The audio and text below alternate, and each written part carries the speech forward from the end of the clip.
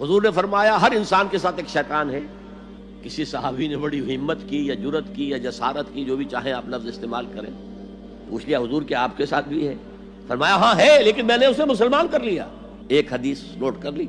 दूसरी हदीस, इन्ना शैतान यजरी मिनल इंसान मजरा दम, शैतान तो इंसान के वजूद में खून की तरह गर्दिश करता है। अब उससे कैसे लड़े? जो कैंसर सारे जिस्म में फैल चुका उसका क्या करेंगे? कौन कौन से उज़्व को आप काटेंगे और फेंकेंगे?